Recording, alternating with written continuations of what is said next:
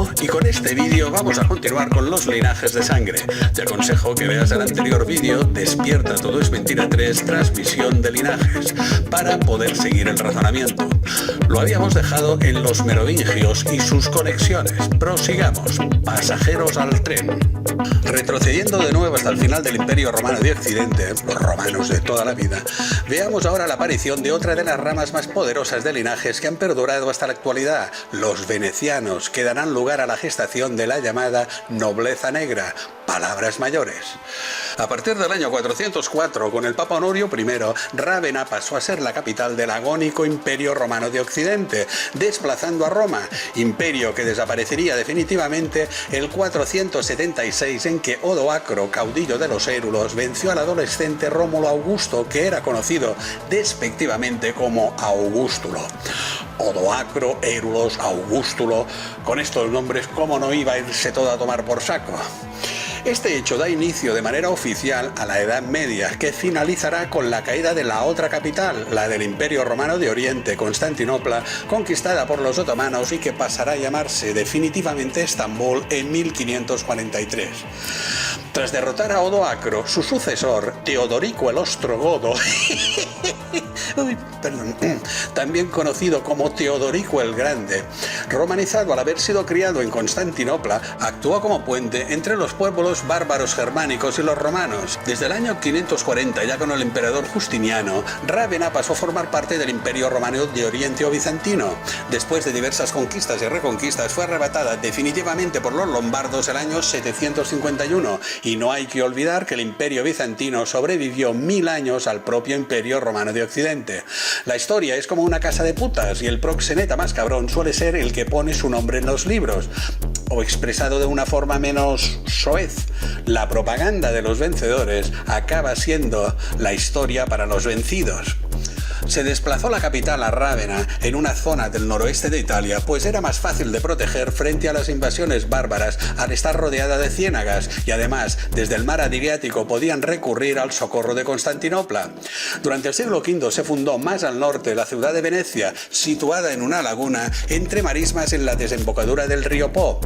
Durante los estertores del Imperio de Occidente, la nobleza romana fue mudando de Roma a Rávena y finalmente a Venecia, al encontrarse en un entorno pantanoso, una barrera natural inexpugnable a las incursiones terrestres de las atrasadas tribus germánicas. Tanto era así que incluso el año 821, el tercer hijo de Carlomagno, Pipino, se vio obligado a hacer retroceder sus naves en el ataque a Venecia debido a lo intrincado de sus lagunas cenagosas.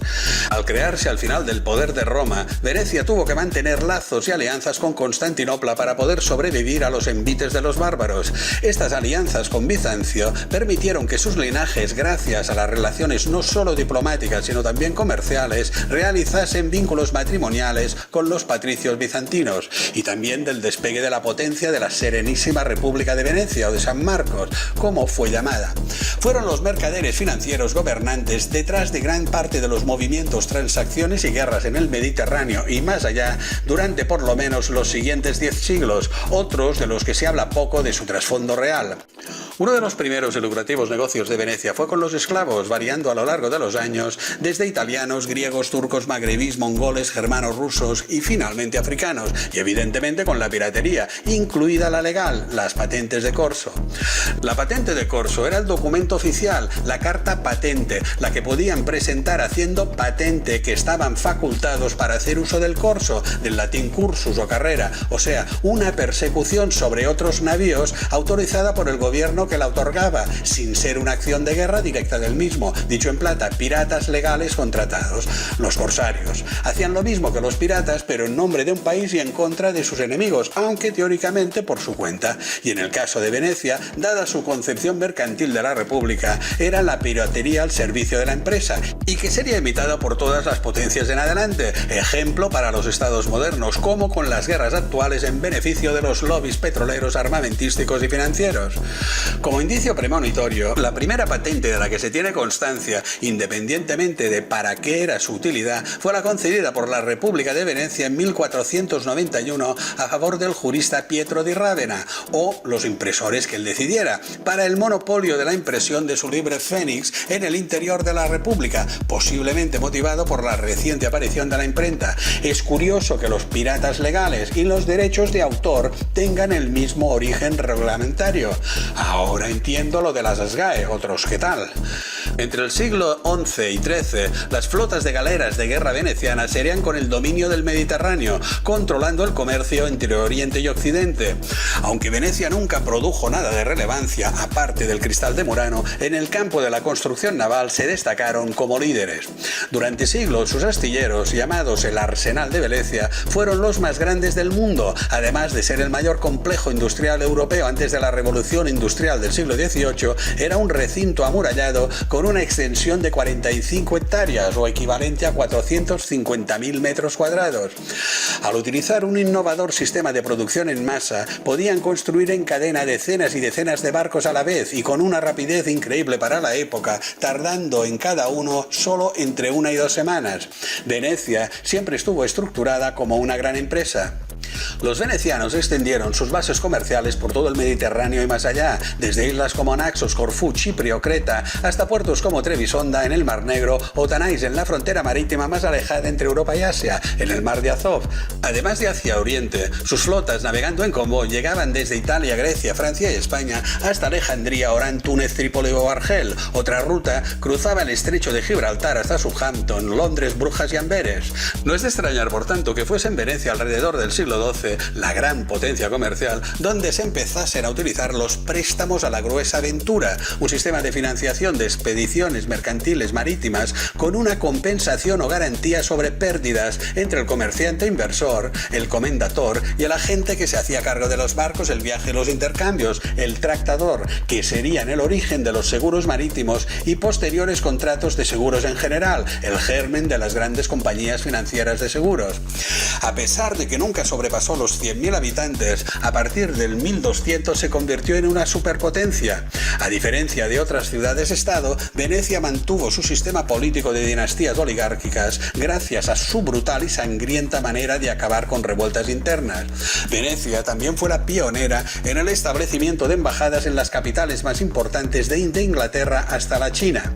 Estas embajadas eran, además de los centros de negocio, la tapadera de sus espías. Para ello incluso tenían un órgano específico, el siniestro e impenetrable Consiglio dei Dieci o Consejo de los 10, creado en 1310 para organizar y dirigir sus servicios secretos, el que decidía quién vivía y quién moría.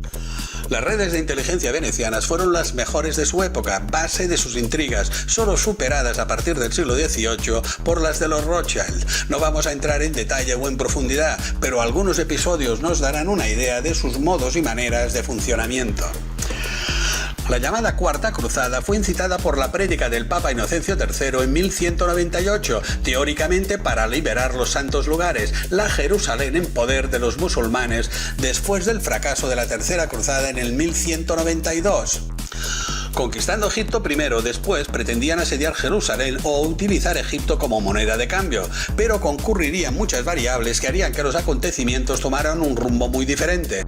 En primer lugar, Venecia tenía un conflicto no resuelto con los bizantinos desde 1171, tras la confiscación de bienes y la eliminación de concesiones y privilegios comerciales, que suponían una pérdida de su hegemonía tras múltiples intrigas y desencuentros. También les había sido arrebatado el puerto base de Zara en Dalmacia, la actual Zadar croata, en el mar Adriático frente a las costas venecianas, un enlace comercial importante para ellos después de su conquista por el rey Emerico de Hungría. Además, el emperador del Sacro Imperio Romano Germánico, Enrique VI de Alemania, y el emperador bizantino Isaac II Ángelo estaban enemistados y enfrentados por intereses territoriales y de vasallaje. En sus lindes fronterizos saltaban chispas y Venecia se encontraba justo entre los dos. Para rematarlo, los bizantinos, considerando casi imposible vencer al sultán de Egipto, Al-Aziz, segundo hijo del legendario Saladino, optaron por no participar en la cruzada, sin contar que ya tenían bastante con vigilar sus espaldas de los otros cristianos.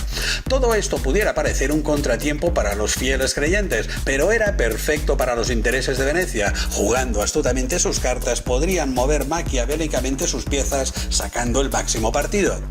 Los cruzados acudieron de Francia, los Países Bajos y más tarde de Alemania y el norte de Italia, y lógicamente necesitaban de un medio de transporte, pues el camino por tierra era largo y peligroso, pero el marítimo requería de toda una infraestructura naval y de abastecimiento.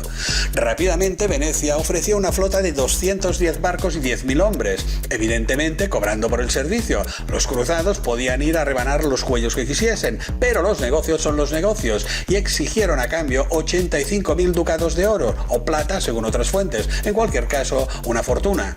Como dijo el eminente intelectual y político Mariano R. Bray, todos queremos ser solidarios, pero claro, una cosa es ser solidario y otra cosa es ser solidario a cambio de nada.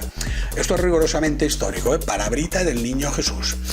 Al momento de zarpar, en 1202, siendo menos de los esperados y sin haber reunido la cantidad estipulada, faltando 35.000 ducados, los avispados venecianos negociaron un acuerdo, llegando al final a un aplazamiento con un pago por adelantado. A cambio del aplazamiento de la deuda con Venecia, los cruzados, presionados y mermados económicamente, accedieron a atacar la Zada cristiana en 1202 en lugar de dirigirse a Egipto como se había convenido en el plan inicial.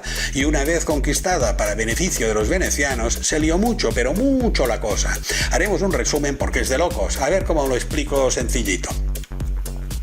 Érase una vez que en Constantinopla el hermano del rey Isaac II Angelo, Alejo III Angelo, lo había destituido y se había coronado monarca, o sea, emperador. El hijo del rey depuesto, el príncipe Alejo, propuso pagar la deuda pendiente de los cruzados si le ayudaban a deponer a su tío y recuperar el trono. Los venecianos acabaron de echar leña al fuego con el infundio, con la falsa noticia de que los bizantinos se habían aliado con los musulmanes. Dicho y hecho, con pasta de por medio, no hay problemas, caballero. A Dios rogando y con el mazo dando, se van para Constantinopla y se cepillan al usurpador. Usurpador porque no puso la pasta él, que si no sería el bueno, aunque pudo escapar y salvar el culo. Repusieron a padre e hijo como coemperadores y los venecianos recuperaron los privilegios comerciales. Pero cuando al año siguiente, en 1203, el hijo se coronó como Alejo IV, no pudo cumplir con lo pactado, no reunió suficiente dinero para pagar el resto de la deuda de los cruzados a Venecia. Crujió a sus súbditos a impuestos, pero no bastó. Malo, tu no sei un nome d'onore, capisci? Con lo cual, y para acabar el cuadro, los bizantinos, que estaban hasta el moño de los invasores cruzados y hasta las pelotas de sus tiránicos reyes, hostias van, hostias vienen, la lían parda y en una revuelta en enero de 1204 se vuelven a cargar a los gerifantes con corona y ponen a otro en su lugar, el yerno del anterior, Alejo V Ducas. Todo siempre queda en familia. Pero va el muy burro y les anula los privilegios comerciales a los venecianos y cruzados. Hombre, no, ya la tenemos liada. A este, además de que no iba a pagar la deuda de los otros, le iba la marcha. Si tienes delante al primo de Zumosol y quieres salvar el pellejo, tendrás que bajarte los pantalones y hacerle el rendezvous. Es de primero de parvulario. En total, que se volvió al mar la de Dios es Cristo y los cruzados a ponerse las bragas de follar y a sitiar Constantinopla otra vez. Finalmente, en abril de 1204 volvieron a entrar a sangre y fuego en la ciudad. Fácil, ya conocían el camino y el trabajo. Colocaron como emperador a uno de los suyos, a Balduino de Flandes, y se repartieron el pastel de la conquista con 3/8 partes para Venecia, 3/8 partes para los cruzados y 2 para el nuevo emperador. Por cierto, y hablando de la inmoral diplomacia de los servicios de espionaje venecianos, el sultán de Egipto también pagó al dogo, la máxima autoridad de Venecia, para mantener alejados a los cruzados de sus dominios, sin saber que ya formaba parte de su estrategia. Estafaban a todo lo que se movía. Resumiendo, todo acabó bien para Venecia, con la recuperación del enclave de Zara, el control comercial del Imperio bizantino y consecuentemente del Mediterráneo oriental y el paso abierto hacia Asia, y encima ingresando una fortuna en la preparación, uso de flotas y hombres y posteriores compensaciones económicas, concesiones mercantiles y reparto del botín. Así funcionaba la política de Venecia y la de los otros, pero la de los otros no eran tan sagaces. Full de ases y damas con póker de reyes y escalera de color. ¿Que no puede ser todo a la vez? Pues explícaselo a ellos. Y aún se le sigue llamando la Cuarta Cruzada, supuestamente una guerra santa de religión contra musulmanes, cuando fue un ataque de cristianos contra territorios cristianos por el control político y económico. A quien Dios se la dé, San Pedro se la bendiga. Ahora hacemos lo mismo. Invaden países para defendernos del terrorismo o lo que se hayan inventado y restablecerles la democracia, pobrecitos. Aunque luego, queda como queda, destruidos en la miseria y envueltos en guerras civiles durante años. Pero total, ya está hecha la cosa, no hay que ser tan retán. Y el petróleo, el Banco Central y el negocio de la reconstrucción se lo quedan los venecianos actuales. Por suerte, si vives en un país pobre y sin petróleo, te morirás de hambre sembrando transgénicos mutados genéticamente para Monsanto, vale, pero al menos no te matarán a bombazos, algo es algo. ¿Es que lo quieres todo? Despierta, todo es mentira. Tan grande llegó a ser su poder que en 1508 se aliaron todos los reinos europeos de importancia contra la pequeña República de Venecia en la Liga de Cambrai. Maximiliano I de Austria por el Sacro Imperio Romano Germánico, Luis XII de Francia, Fernando II de Aragón y el Papa Julio II, además del Ducado de Ferrara, el Ducado de Saboya y el Marquesado de Mantua, y que en 2 años le arrebatarían todos sus territorios continentales en 1510. Pero la osadía le saldría muy cara. Durante los años siguientes, la diplomacia y los servicios de inteligencia venecianos intrigaron y manipularon creando alianzas para enfrentarlos entre sí. Con la alianza veneciana con el Papa contra Francia, Ferrara y Mantua entre 1511 y 1513, la Santa Liga contra Francia, con Venecia, el Sacro Imperio Romano Germánico, España, Inglaterra y el Vaticano contra Francia, Ferrara y Florencia entre 1511 y 1513, y la alianza franco-veneciana con Venecia, Francia, Escocia y Ferrara contra la Santa Sede, España, el Sacro Imperio Romano Germánico, Inglaterra y Milán entre 1513 y 1516. Todos contra todos se giraban para ver quién les había bofeteado y los sodomizaban por detrás. Fueron a chiringar al león con un palo, el símbolo de Venecia es el león alado pagano de San Marcos, y acabaron con una herida abierta por asta de toro en zona anal con desgarro de recto, con el culo roto, que resulta que debía ser un toro con melena y alado. Los símbolos paganos no son de fiar, siempre hay más de lo que se ve.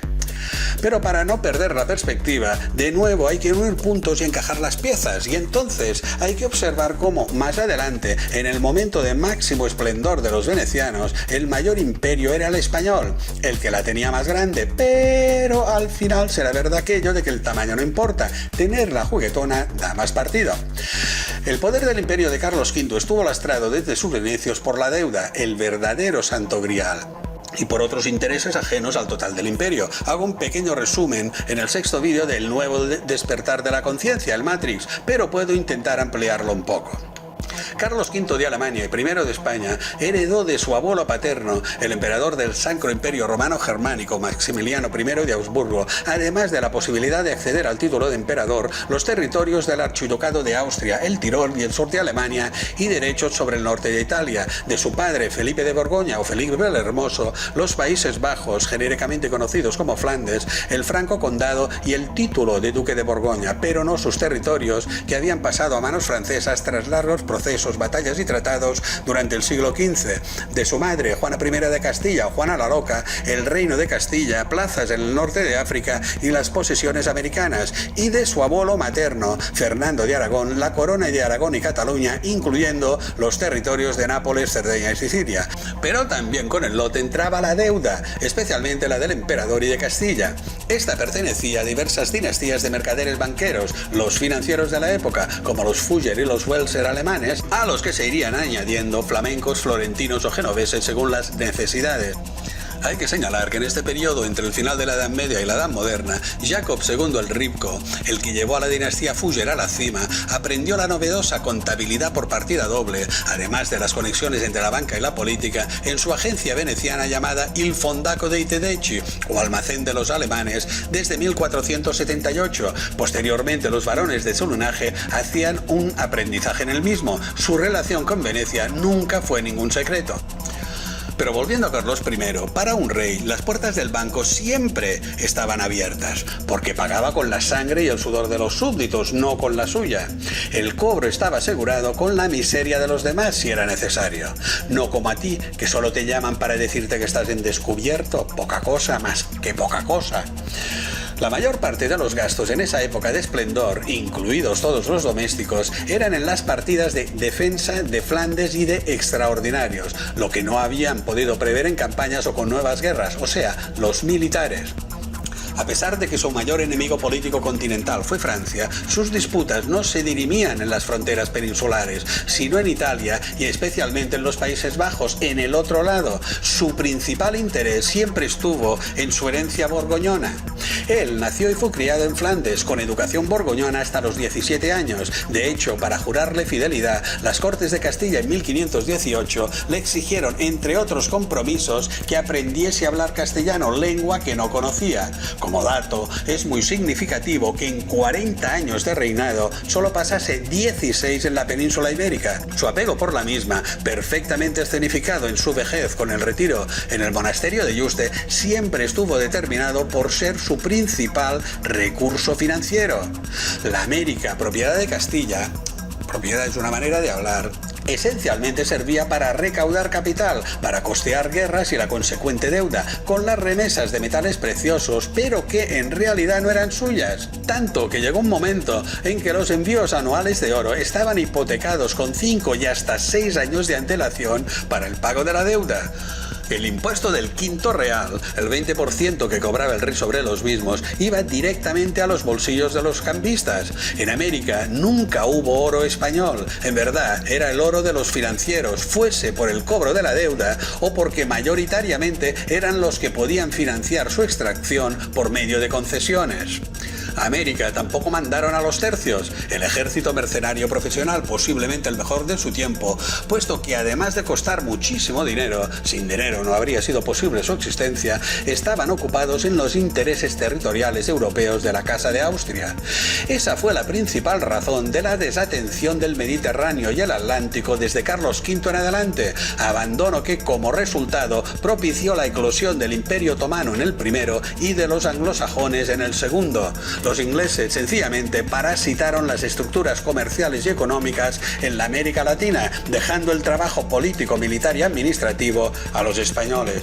Basta mirar cómo tras los posteriores y lógicos movimientos de independencia latinoamericanos siempre encontraremos en sus líderes conexiones francmasónicas a imitación de los norteamericanos, o a lo mejor lo he soñado, y de su situación actual mejor corramos un túpido velo.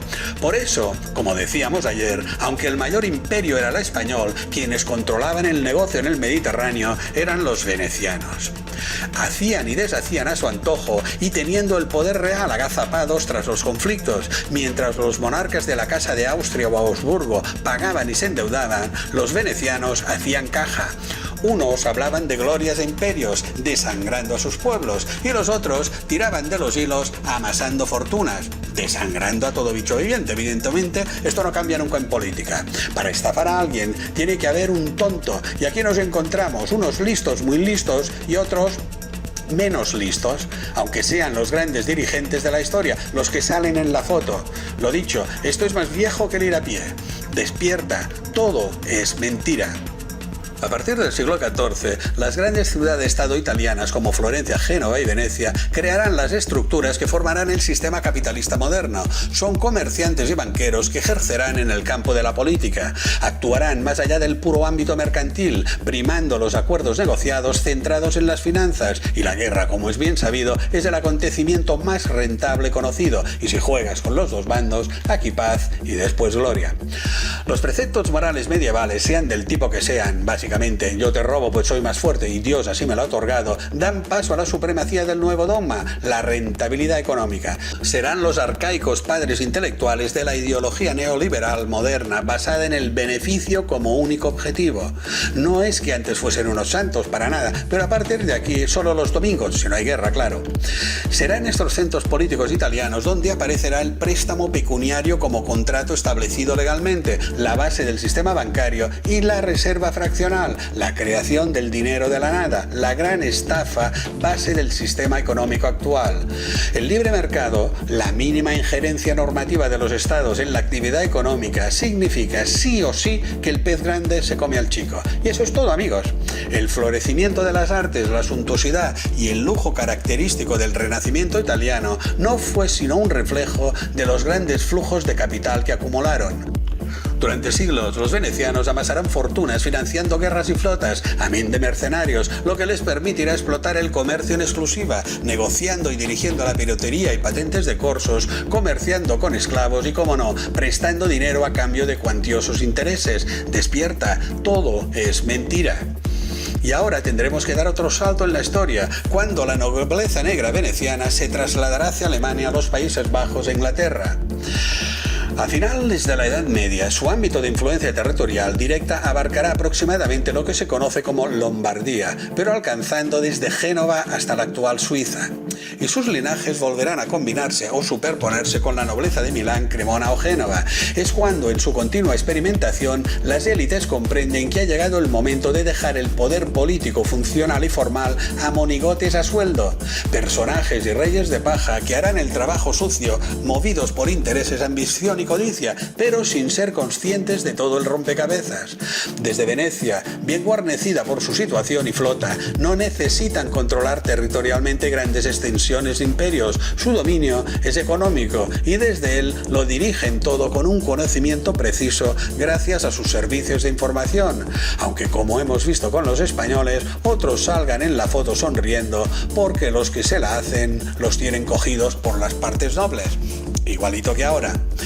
Sé que todo es muy metafórico y algo enrevesado, lo comprendo. Será porque soy muy culto y lo tengo todo memorizado y guardado en el culo y por eso pienso que te cagas. Sí, lo sé, es muy triste lo mío, ¿vale? ¿Vale? Siga. Hasta el momento, habían podido jugar al gato y al ratón con los diversos rivales políticos y comerciales, pero desde la unificación hereditaria de territorios de Carlos V aparece un adversario que les acecha rodeándolos desde diversos puntos, y muchos de ellos en el Mediterráneo, donde tienen montado el chiringuito más lucrativo.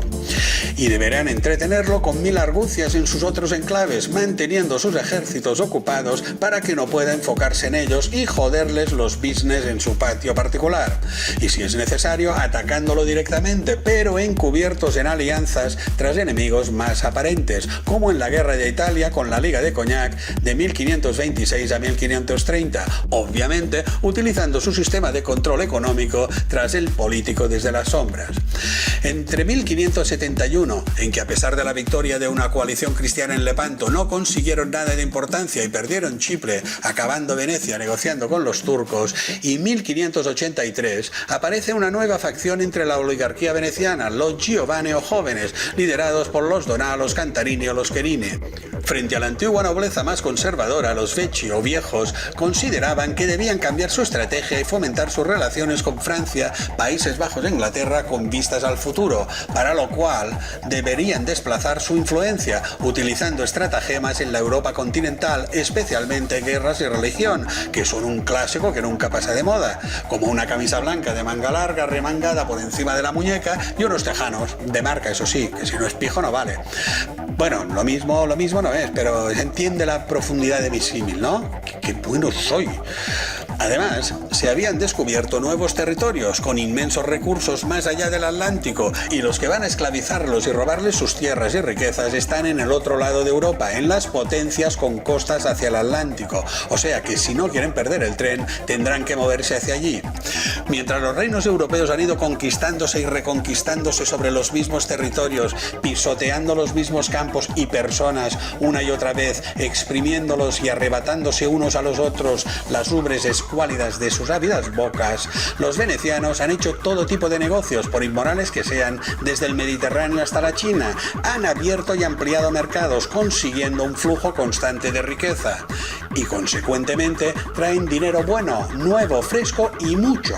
Les van a dejar entrar en la timba, di que no, o mejor, en el casino, que estamos hablando de primera división. Y fíjate tú en quiénes se reúnen en esa zona casualmente. Por un lado, la facción giovane de la nobleza negra veneciana. Por parte del Sacro Imperio Romano Germánico, los descendientes de la aristocracia merovingia y germánica. Y si te acuerdas de los házaros, también tenemos a los judíos askenazis, de cuyas familias surgirán, cual setas venenosas, dinastías como los Bauer, futuros Rothschild, los Mendelssohn, los Barlow, los Schiff, los Speyer, etcétera, etcétera, etcétera. La flor y nata están todos. Aquí se está preparando una de gorda. Aunque todos volverán a crear ramificaciones y conexiones, se mezclarán entre sí. Son los venecianos los que inicialmente aportan más fondos. Durante siglos se han llenado la bolsa sin tener que descapitalizarse, manteniendo grandes imperios territoriales. La sutil y decisiva diferencia con los otros poderosos, y en las guerras, en lugar de pagar, han cobrado y conseguido beneficios mercantiles. Replicando su método de supremacía marítima en el Mediterráneo, en este momento histórico imprescindible para iniciar la expansión hacia América, estos movimientos se encaminarán partiendo de Alemania y los Países Bajos como objetivo final hacia Inglaterra, una gran isla base justo en medio del tinglado y que culminará con el dominio mundial del Imperio inglés durante el siglo XVIII y XIX. Hay que estar en el sitio preciso en el momento adecuado y ya sabes, la banca siempre gana.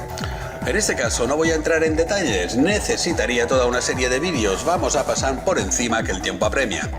El entramado de ramificaciones y conexiones entre linajes, intereses políticos, empresariales y financieros inmerso en la maraña de sucesos históricos hace que se confunda y mimetice su influencia en los acontecimientos, pero dejan innumerables pistas y mantienen una lógica abrumadora. No nos meteremos en los berenjenales religiosos y consecuentemente sociales generados por las reformas protestantes o la creación de los jesuitas, que bastante tenemos con lo nuestro. Huelga decir que ellos, como no, siempre estarán en ambos bandos, los muy ladinos. Con el inicio de la Edad Moderna y asociados en muchos casos con los banqueros genoveses, unión que hará que se les conozca como los lombardos, y con las jerarquías financieras y aristocráticas, se harán con el control de los nuevos instrumentos mercantiles y económicos europeos. Después de siglos de tratos con los mercaderes financieros alemanes y holandeses, trasladarán su poder a Ámsterdam e Inglaterra. Partiendo de su influencia comercial de los puertos holandeses y sus agencias germanas desde la Baja Edad Media, sus contactos se han ido infiltrando y combinando con sus jerarquías. Con las nuevas políticas de la nobleza negra diluida entre los oligarcas de la zona, irán apareciendo nuevas herramientas empresariales y financieras como la Compañía Británica de las Indias Orientales en 1600, la Compañía Holandesa de las Indias Orientales en 1602, que a su vez fundó la Bolsa de Valores de Ámsterdam para financiar a la propia compañía, ofreciendo participaciones de sus negocios, la primera del mundo, el Banco de Ámsterdam en 1609 o el Banco de Hamburgo en 1619. Como apunte, no está de más recordar que la Compañía Británica de las Indias Orientales fue el verdadero armazón comercial y financiero del Imperio Británico. Aunque la historia nos muestre esencialmente su predominante poderío militar, este en realidad solo era el brazo ejecutor subordinado, eso sí, imprescindible, pero como siempre, quien paga manda. A nosotros nos cuentan que la historia ocurre por complejas alianzas, conflictos, intereses y guerras, y que sus aleatorios resultados determinan el devenir. De hecho, así ocurre, aunque solo en parte, la que podemos observar, pero los verdaderos condicionantes se disponen en otro nivel. Como dijo el presidente norteamericano Franklin Delano Roosevelt, en política nada ocurre por casualidad. Cada vez que un acontecimiento surge, se puede estar seguro que fue previsto para llevarse a cabo de esa manera. Las contiendas se perpetúan siglo tras siglo, entre otras cosas, porque somos prescindibles y van moviéndonos de matanza en matanza según los resultados, arrancando en macabro espectáculo las hojas del calendario, y la causa de la causa permanece oculta a nuestros ojos mientras su agenda va desarrollándose. Despierta, todo es mentira.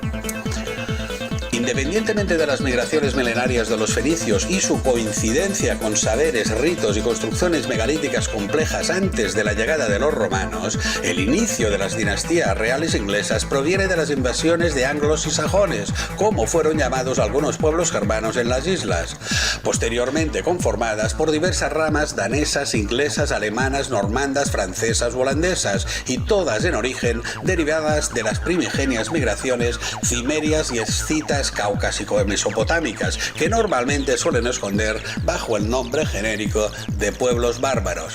Como anécdota, incluso el monarca español desde 1556, Felipe II, fue antes rey de Inglaterra entre 1554 y 1558, tras su matrimonio con María I, María Tudor, conocida como María la Sanguinaria o Bloody Mary. El conocido cóctel fue bautizado así en su honor. Al parecer, le gustaba tanto asesinar a los que consideraba herejes o enemigos como a la reina de Castilla, Isabel la Católica. Y fíjate qué cosas, era hija de Catalina de Aragón, o sea, nieta de Isabel. La crueldad, la intolerancia y el fanatismo se pueden heredar, di que no. Mucha pureza británica, pero eran un totum revolutum de mucho cuidado, que decían aquellos. Pero el asalto definitivo a Inglaterra, como siempre planificado con mucho tiempo de antelación y ahora ya directamente desde la economía, vendría de la mano de Guillermo de Orange y Nassau, príncipe holandés que sería coronado como rey inglés con el nombre de Guillermo III de Inglaterra el 11 de abril de 1689. Debido en parte a la grave crisis económica desde su antecesor Carlos II, conocido como el Alegre Monarca, puesto que llegó a reconocer hasta 14 hijos ilegítimos, sin ir más lejos, la famosa Lady Di, la princesa Diana de Gales, madre del futuro rey de la actualidad, era descendiente de 2 de estos hijos ilegítimos. En la cama parecía un Borbón, el muy cabronazo. Lo siento, pero me voy a ir por las ramas otra vez. Pero el tema del fornicio de la realeza da mucho de sí, no puedo evitarlo.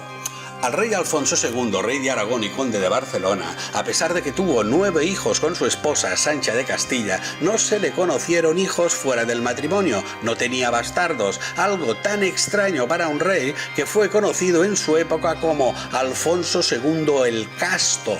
Para un rey no fornicar fuera del matrimonio era algo excepcional. Esta costumbre sigue siendo una norma monárquica y si eres Borbón ya es un delirio de putiferio. No te extrañes de que las primeras películas pornográficas españolas, El Confesor, Consultorio de Señoras y El Ministro, realizadas por los hermanos Baños entre 1915 y 1925 en el barrio chino de Barcelona, fueran encargadas por el conde de Romanones como intermediario del rey Alfonso XIII. Los guiones de las mismas eran propuestas por el propio rey. Además de estafador, borracho y un perfecto inútil incompetente, Alfonso XIII era un consumado putero. Estando en Hollywood, el actor Douglas Fairbanks le comentó del fin de la carrera de otro actor por su implicación en la trágica muerte de una joven en una orgía por una hemorragia tras introducirle una botella de champaña en la vagina, a lo cual el insigne personaje comentó: «Vaya, qué injusticia, si eso le podría haber pasado a cualquiera, genio y figura». Bien, ya estoy tranquilo. Lo había dejado en la deuda de Carlos II, y que principalmente fue para mantener una gran flota y con la posterior guerra en coalición con los holandeses contra Francia. Guillermo III solicitó un préstamo de 1.200.000 libras de oro a inversores financieros ingleses, pero también holandeses, con el escocés William Paterson como cabeza visible 5 años después. Y como compensación concedió el monopolio, ratificado por el Parlamento con una carta de privilegio, la Tonnage Act de 1694, al grupo de inversores de las 1.268 acciones para la emisión de billetes moneda. Comprenderás que las leoninas condiciones de las mismas fuesen impuestas por los financieros. Con el monopolio, el banco prestaba dinero al monarca y como contrapartida el gobierno le cedía unos pagarés sobre los cuales además cobraba intereses. Y con estos pagarés como garantía tenía la facultad de convertirlos en billetes, en papel moneda, como si fuesen dinero real, siendo una mera imprenta que producía papeles pintados. Y de este modo podían hacer negocios concediendo préstamos con los mismos, algo completamente sin pies ni cabeza. A ver si nos entendemos. El rey, el Estado, tenía que devolver todo el préstamo más los intereses, pero al mismo tiempo, abracadabra, conseguían ingresar la misma cantidad por segunda vez más los intereses con los préstamos de un dinero que en realidad no tenían, que se habían inventado gracias a la amable colaboración del supuesto poder político. Ya tenemos montado el tinglado. Y una vez más, el dinero de verdad lo ponían los que no estaban en el ajo. No hace falta que te vuelva a decir quiénes éramos. Puesto que la deuda privada, la de los préstamos, evidentemente no la pagaba el poder político, y la deuda del Estado, la pública, era recaudada por medio de impuestos que pagaba, sorpresa, bueno, no hay sorpresa, que pareces tonto o tonta. Los únicos que ganaban, y 2 veces, eran los que dirigían la tontería, por llamarla algo, detrás de las bambalinas. Con este sistema aparece el concepto de deuda nacional, una absurda y estúpida deuda, puesto que el Estado podría imprimir su propio dinero sin necesidad de hipotecarse con intermediarios. Quita, quita, no te ensucies las manos con tinta, ya te imprimiré yo los billetes, cariño, vete para la cocina. Es que no hay por dónde cogerlo. Y prefiero no hablar de la reserva fraccional, que ya es para hacernos una limpieza rectal con lejía y punto. En Londres, en el centro de la City, la sede del mercado monetario inglés o barrio financiero, se encuentra Lombard Street, la calle de los lombardos, sinónimo de los banqueros italianos que se afianzaron en la misma desde el siglo XIII. En inglés, lombardo se asocia con prestamista o banquero. El Banco de Inglaterra se encuentra a escasos metros de la esquina con Lombard Street. Tan escondidos no estaban. El Banco de Inglaterra fue el modelo seguido para todos los bancos centrales posteriores que, en contra de su apariencia, son mayoritariamente privados, incomprensiblemente si no conoces lo que se cuece tras el telón. Y que después de la genial jugada bursátil de Nathan Mayer Rothschild, tras la batalla de Waterloo en 1815, pasó a manos de la infame dinastía de banqueros askenazis. Ya no habría vuelto atrás hasta la creación de la Reserva Federal Norteamericana en 1913, que es la imprenta privada, el Banco Central de la divisa mundial actual, el dólar. Bueno, previsiblemente lo van a cambiar o a combinar con diversas divisas emergentes, pero solo como paso previo a la estocada final, al control absoluto de la economía, el dinero electrónico. A partir de su imposición, seremos terminales informáticas que, en caso de disidencia, podrán desactivar a su antojo pulsando una tecla. Se acabó la fiesta. Y no había fiesta. El Banco de Inglaterra fue el golpe definitivo para la imposición de la supremacía del dinero sobre el poder político, con las instituciones creadas progresivamente por el eje Venecia-Ámsterdam y finalmente Londres, basada en el cártel de los bancos centrales que dirigen las políticas monetarias y de emisión de dinero de casi todos los países del mundo.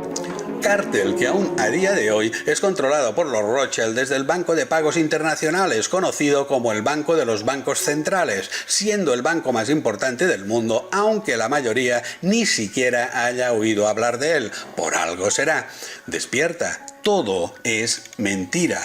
Puedes ver los 4 o 5 últimos vídeos de Los putos amos, historia de las élites financieras, para tener una visión más amplia de los acontecimientos y también para no enredarnos más, que esto se está haciendo muy largo. Mejor, demos otro salto en el tiempo. La Primera Guerra Mundial acabó definitivamente con el poder económico y político del llamado Antiguo Régimen, las monarquías absolutistas y la Iglesia, para traspasarlo al poder financiero por medio de repúblicas y monarquías parlamentarias fácilmente manipulables, como podemos constatar en los acontecimientos políticos actuales. El plan comenzado por los Illuminati Rothschild en el siglo XVIII había rubricado otro capítulo. Aviso a navegantes, esto no ha acabado ni muchísimo menos.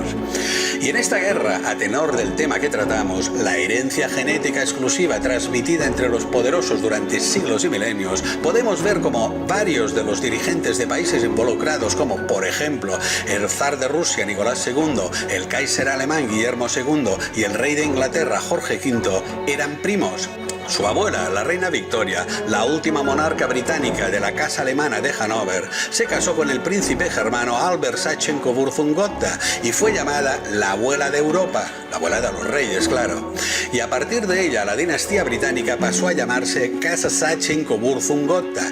Al parecer, en aquella época quedaba muy fino tener nombres de añejos linajes alemanes emparentados con el Sacro Imperio Romano Germánico.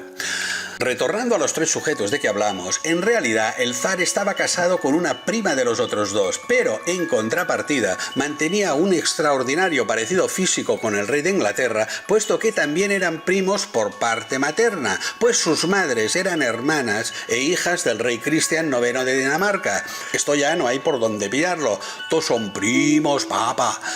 Otros nietos de la reina Victoria fueron Sofía de Prusia, futura reina de Grecia, Maud de Gales, futura reina de Noruega, María de Sachsen-Coburg-Gotha, futura reina de Rumanía, Margarita de Cugnot, princesa heredera de Suecia, pues falleció antes de ser coronado su marido, el rey Gustavo Adolfo, o Victoria Eugenia de Battenberg, futura reina de España y bisabuela paterna del de ahora. La cosa está muy malamente, pues tú no te preocupes que nosotros nos vamos arreglando, primo. No sé si me explico. En 1917, durante la llamada en su tiempo Gran Guerra, puesto que lógicamente aún no sabían que sería la Primera Guerra Mundial, esta era fácil. La dinastía británica encabezada por Jorge V cambió su nombre germánico de Casa Sachsen-Coburg-Gotha al britanizado Windsor, en referencia al castillo de Windsor, residencia habitual del monarca y su familia, por ser Alemania enemiga en el conflicto y así disfrazar su origen, que podría restarles popularidad entre la población inglesa. Por eso, los pura sangre real británicos actuales se hacen llamar Windsor. Y luego menosprecian a inmigrantes o mestizos. Los monarcas tienen más en común entre ellos mismos, aunque sean de diferentes nacionalidades, que con sus conciudadanos. Y no hablamos de la antigua Sumeria. Todavía en el siglo XXI continúa en plena vigencia el clasismo genético, blanco y en botella. Despierta, todo es mentira. Y para no perder más tiempo, pasemos directamente al imperio actual, los Estados Unidos. Aparte de que la mayoría de presidentes norteamericanos han pertenecido a sociedades secretas, primordialmente masónicas, muchos de ellos están, aunque sea lejanamente, emparentados con linajes aristocráticos anglosajones y merovingios. Pero quizá el caso más significativo para corroborar que estos lazos entre las clases dirigentes existen sea el del presidente de raza negra Barack Obama, que por una evidencia bien visible no debería tener parentescos genéticos con las élites anglosajonas. Sin embargo, su madre, Stanley Ann Duhan, era blanca y en 1961, a los 18 años, se casó con un keniata, Barack Hussein Obama, el padre del presidente, y tras divorciarse volvió a casarse con un indonesio, Lolo Soetoro, en 1965 y se fueron a vivir a Yakarta. Cuando cumplió 10 años, su madre la mandó a Hawái con sus abuelos blancos. Y el resto es historia, pero no toda la historia. Según la Sociedad de Genealogía Histórica de Nueva Inglaterra, fundada en 1845, Barack Obama es primo en 10º grado de George W. Bush y en grados más lejanos de otros 4 presidentes: Gerald Ford, Lyndon B. Johnson, Harry S. Truman y James Madison. También es primo en 8º grado del vicepresidente norteamericano Dick Cheney y primo séptimo en 3er grado. Debo reconocer que no sé qué significa eso, debe ser cosa de la manera de hablar de los anglosajonios, del magnate Warren Buffett. Además, está emparentado lejanamente con Winston Churchill y con otro primer ministro inglés, Harold Macmillan, y en el colmo de lo increíble, con el general más célebre del ejército confederado, Robert E. Lee, que luchó, entre otras razones, contra la abolición de la esclavitud para los negros y que se debe revolver en la tumba, el pobre. Y como traje final, según esta acreditada fuente, tiene un remoto parentesco con la realeza británica, con Eduardo I de Inglaterra y con Guillermo I el León, rey de Escocia. ¿Quién da más? Casualmente, hasta los de raza negra que llegan arriba tienen vínculos genéticos con los de arriba. Suerte. Por allí arriba parece que se reconozcan entre sí, como los perros cuando se huelen el culo, pero genéticamente. El reconocerse, no el culo, ni el perro. El culo genético, qué tontería, ¿no? No sé si es un buen ejemplo, pero se me entiende, ¿no? Pues ya está. Despierta, todo es mentira. Y para terminar con este largo circunloquio en lo referente a la transmisión de linajes consanguíneos, todo esto podría formar parte de unas migraciones y estructuras sociales generadas por un lógico proceso natural. Sin duda puede ser que sí. Pero de igual forma, esto permitiría una perduración genética exclusiva que, si no observamos con determinada perspectiva, se nos puede pasar por alto. Evidentemente, también, es más, dudo que te lo hayan enseñado así. Y no se trata de algo tan extraño ni misterioso. Ahora mismo hablamos de ingleses, norteamericanos, canadienses o australianos, separados por océanos y con casi medio milenio en desarrollarse, tratándose de un mismo grupo étnico anglosajón con similares leyes y creencias, superiores y con linajes emparentados también en la exclusividad de las estirpes más elevadas. Si existiese algún plan trazado para perpetuar una genética a lo largo del tiempo, y yo no digo que fuese así, soy un cobarde incapaz de mojarme el culo por nadie, ya lo sabes, pero habría sido perfectamente realizable como nos muestra la historia. El ADN proclama la naturaleza del ser físico y también, gracias a los procesos que ejecuta la compleja e intrincada masa encefálica, despliega las conexiones con la realidad, que viene determinada por la interpretación que hace el filtro de los sentidos de la energía vibratoria que nos envuelve y de la que formamos parte. Y esa conexión, por un proceso evolutivo, podría llegar a adoptar formas de interpretar abarcando otras dimensiones o reinos o realidades. La máquina, la mente, está preparada para ello, como podemos comprobar al consumir sustancias psicotrópicas o alucinógenas. Podemos acceder a esos otros estados de conciencia. La naturaleza humana puede abarcarlos. Y queramos o no, estamos anclados en una determinada interpretación que denominamos racional o material. Quizá por eso nunca se ha podido encontrar el eslabón perdido de la naturaleza humana, el enlace entre los homínidos primitivos y los humanos modernos, a pesar de ser el paso más cercano a nosotros en la historia biológica del planeta Tierra, puesto que a lo mejor realmente sí somos híbridos creados por otros seres más evolucionados, y de tal modo esta hibridación podría variar entre una común a la mayoría de humanos, la plebe, el pueblo llano, nosotros, y otra específica ligada directamente con los dirigentes de la raza colonizadora alienígena, y que serían muchos de los dirigentes de las posteriores civilizaciones.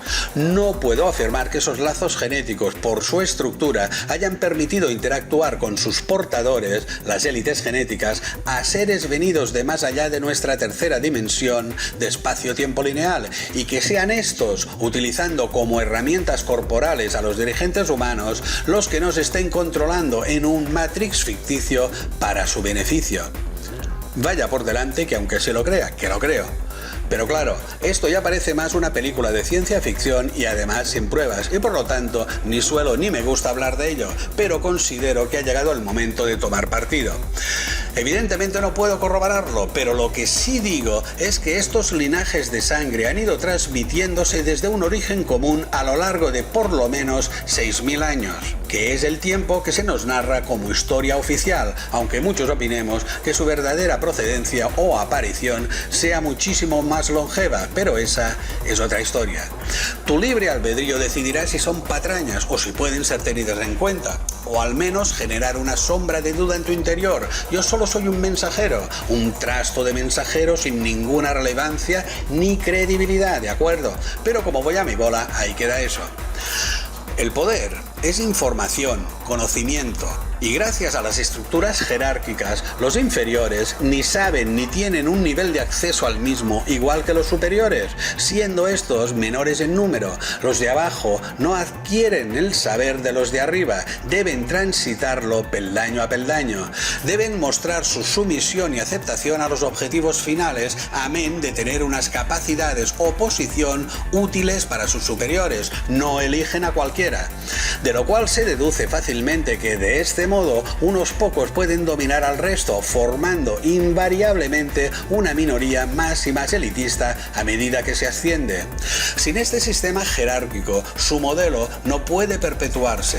Para su continuidad es imprescindible y primordial la creencia en la jerarquía, en mandar y obedecer, e indisolublemente ligada a ella viene la necesidad del secreto, del engaño, de la privacidad, de la transmisión gradual del conocimiento, formando niveles ascendentes exclusivamente a los iniciados involucrados en su plan, del que por lógica desconocerán toda la información y que irán formando el escalafón de las élites. Sin el secretismo, la estructura jerárquica se desmoronaría como un castillo de naipes. Y aún más importante, en el hipotético caso de ser cierto este Matrix, tú decides, pueden ser tonterías mías, los dirigentes podrían estar recibiendo solo una parte de la información por entes fuera de la pirámide o en la cúspide separada del resto, siguiendo el protocolo jerárquico. Solo sabrían lo que los auténticos amos necesitasen que supiesen. Gobernantes primates como nosotros, cuya conciencia estaría genéticamente ensamblada a la suya, humanos sin alma, desalmados, generados para ser sirvientes de sus amos, pero sin el conocimiento, la capacidad ni la configuración para llegar a ser como ellos, sus creadores. Vamos, la mierda entre la mierda. Y estaríamos jugando un juego en el que los verdaderos jugadores estarían fuera del mismo. Nosotros, la humanidad, incluidos los líderes, meros enlaces, seríamos piezas en un tablero de ajedrez dirigido por otros, por lo cual sería absurdo enfocarnos en los gobernantes y poderosos del mundo, en las piezas, tanto los de primer plano como los que se mantienen en la sombra. El Matrix no desaparecería con ellos, puesto que solo formarían una capa en el entramado de manipulación, una capa que enmascara al verdadero poder que actúa más allá de lo que se percibe en esta realidad. Repito que no puedo afirmar que sea cierto, a lo mejor son paranoias esquizoides o esquizofrónicas, bueno soy. En tus manos está la decisión, creer o no creer. Pero no te dejes engañar por la propaganda, escúchalo bien. Por más que te lo hayan repetido toda la vida, el mundo no es como es. El mundo es como crees que es. Como dijo el filósofo Henry Louis Bergson, el ojo solo ve lo que la mente está preparada para comprender. En tu mundo no existe nada si no lo has imaginado antes en la mente. Lo que no se ha pensado no puede existir en esta realidad. Si no está en tu cerebro, no podrás verlo. Siempre ha sido de adentro hacia afuera, nunca al revés. Es la conexión la que lo forma todo. Y aunque no lo comprendas, estamos conectados. Si no, seríamos una absurda, incomprensible anomalía perdida entre la infinita vibración cósmica. El olvido manipulado de esa conexión espiritual, o si lo prefieres llámala inmaterial, es la clave del engaño. Si la propaganda no ha conseguido programarte y, por ejemplo, no aceptas la idea de reverenciar a un rey soberano elegido por la gracia de Dios, tu fe, tu creencia ciega no lo materializará como verdadero. Y por más que salga en la tele mostrado como un glorioso líder egregio, para ti seguirá siendo un mezquino pelele, un patán inmoral, burdo y zafio. En nuestra tercera dimensión, sin causa, no puede haber efecto. Creas, generas lo que crees. El pensamiento es el sumo hacedor. Solo tu pensamiento tiene el poder de crear la realidad y nadie manda en él si tú no lo permites. Si estás desperdiciando media vida en tonterías, no hay problema. El problema es que no sepas qué media es, no seas capaz de darte cuenta de cuál es la basura que arrastras y condiciona tu existencia. Que no tengas que acabar parafraseando a Shakespeare: malgasté el tiempo, ahora el tiempo me malgasta a mí. Vivir y sus objetivos no debería ser un fin en sí mismo, un premio a alcanzar, sino un camino que seguir, un viaje. Si el premio se convierte en el objetivo, la vida deja de ser importante, pasa a un segundo lugar, nos convertimos en animales amaestrados esperando un regalo. Pero siempre se está a tiempo de rectificar. Al menos en este mundo no se puede volver atrás y cambiar el pasado, pero siempre se puede empezar de nuevo y cambiar el futuro. Lo que no está nada mal, parece magia. ¿Y con qué objetivo?, te preguntarás. Y yo qué sé, yo iba para tonto y me suspendieron. ¿Tú te crees que si yo fuera listo estaría aquí haciendo el chorra? Estaría haciendo cursos de abrazos de luz o de ingeniería financiera. O si no diera para más sería funcionario o peor, político. Y aquí me tienes, poniéndome en evidencia frente a ti. Y bien que te gusta. Pero conmigo o sinmigo, el Matrix no desaparecerá pegándole fuego a todo, atacándolo, rompiendo el espejo como quieren que creamos y hemos hecho como borregos irracionales, agresivos o atemorizados por milenios. El Matrix desaparecerá dejando de creer en él.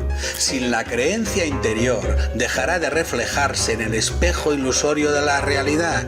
Perderá su poder sobre nosotros. Si lo vemos, si hay luz, la oscuridad no puede sino retirarse. Despierta, todo es mentira.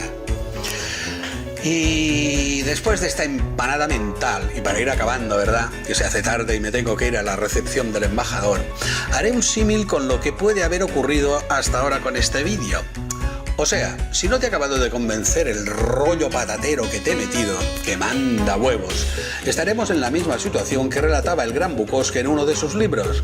No recuerdo bien ni cuál ni cómo era literalmente, hablo de memoria, pero venía a ser que a su alter ego, al personaje ficticio Henry Chinaski, Hank, una amiga le decía: a ver, oye Hank, la otra noche en la fiesta ibas muy borracho y cuando entré en la habitación me seguiste, me agarraste del pelo y me tiraste contra el armario y me gritaste: te voy a arrancar las bragas y te voy a dar por el culo, soputa.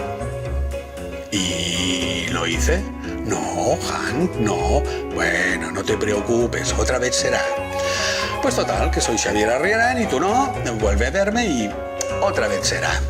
Y a ser buenos.